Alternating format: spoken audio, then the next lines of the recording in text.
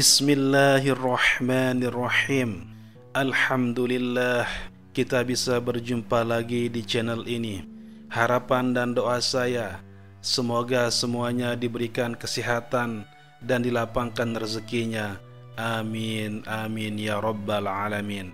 Sahabat yang dirahmati Allah subhanahu wa ta'ala,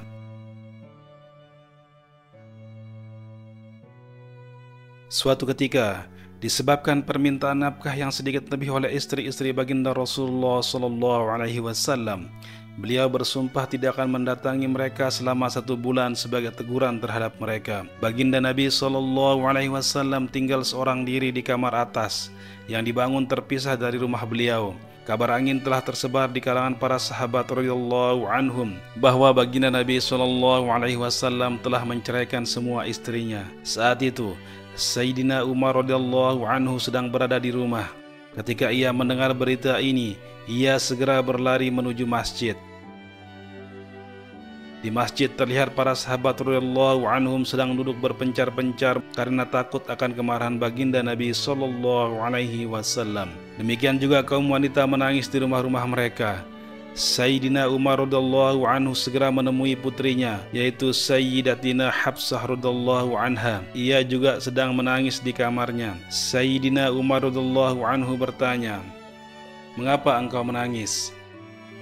Bukankah selama ini aku telah memperingatkan kamu dari berbuat sesuatu yang dapat membuat baginda Nabi SAW marah?"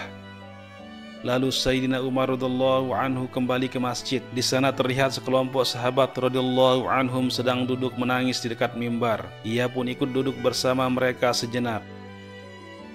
Namun, kesedihan yang mendalam membuatnya tidak dapat duduk. Lalu ia bangun dan berjalan mendekati kamar baginda Nabi SAW. Melalui perantara seorang hamba sahaya, Sayyidina Rabah radhiyallahu anhu, yang duduk di tangga kamar baginda Nabi SAW, ia meminta izin untuk masuk. Sayyidina Rabah radhiyallahu anhu masuk dan memintakan izin untuk Sayyidina Umar radhiyallahu anhu, tapi beliau sama sekali tidak menjawab.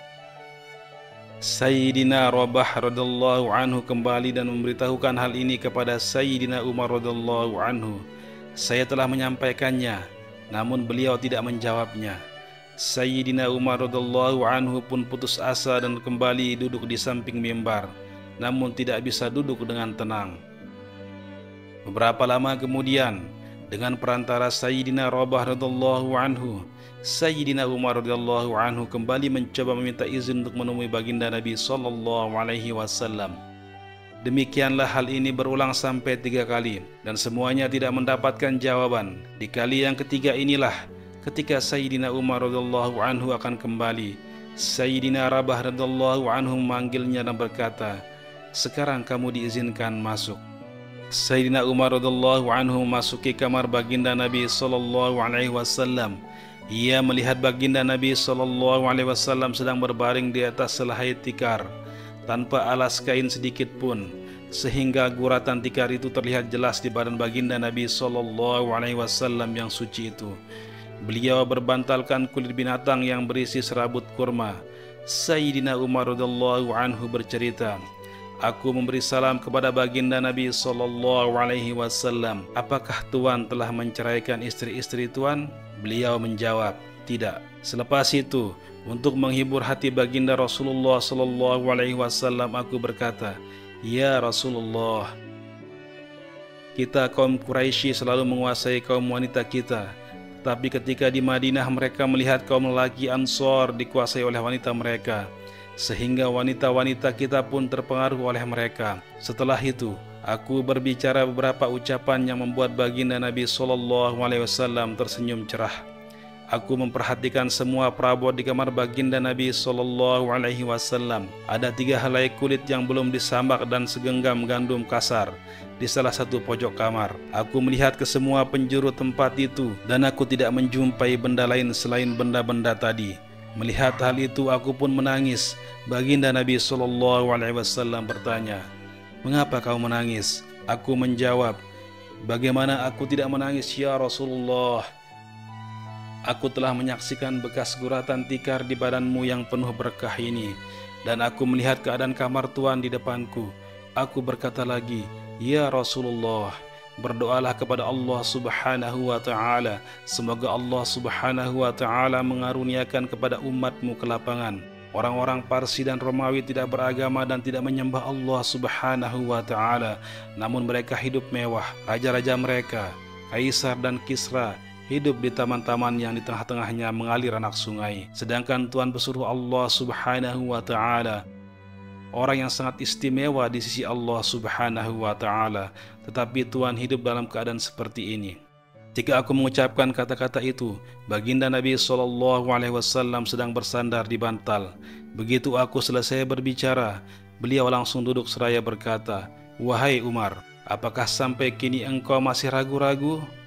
Dengarlah, kelapangan di akhirat nanti jauh lebih baik daripada kelapangan di dunia ini. Orang-orang kafir itu mendapatkan kesenangan dan kemewahan hidup di dunia, sedangkan kita akan memperolehnya di akhirat kelak." Aku berkata, "Ya Rasulullah, berdoalah kepada Allah Subhanahu wa Ta'ala agar Allah Subhanahu wa Ta'ala mengampuniku. Aku bersalah." Faidah yang bisa kita ambil dari kisah ini adalah baginda Nabi SAW adalah pemimpin dunia dan agama, sekaligus utusan Allah Subhanahu wa Ta'ala. Tetapi beliau tidur di atas selai tikar tanpa dilapisi apapun, yang menyebabkan ada guratan di badannya. Kita juga mengetahui keadaan perabot di rumah beliau. Tetapi ketika ada orang yang meminta beliau berdoa meminta kelapangan, beliau malah memperingatkannya. Seseorang bertanya kepada Sayyidatina Aisyah radhiyallahu anha, bagaimanakah keadaan alas tidur baginda Rasulullah sallallahu alaihi wasallam di rumah? Sayyidatina Aisyah radhiyallahu anha menjawab, alas tidur beliau terbuat dari kulit yang berisi serabut kurma.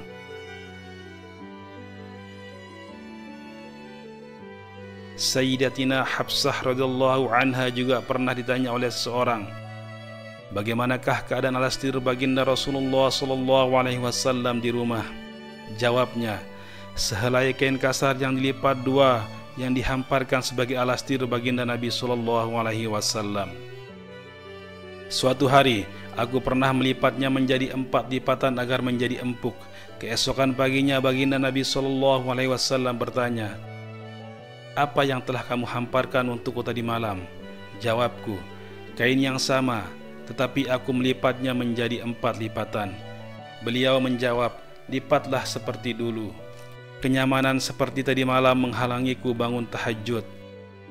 Lihatlah keadaan kita sekarang, betapa Allah Subhanahu wa Ta'ala telah memberikan kelapangan kepada kita. Kasur kita empuk dan nyaman, namun kita bukannya bersyukur, tapi malah banyak mengeluh.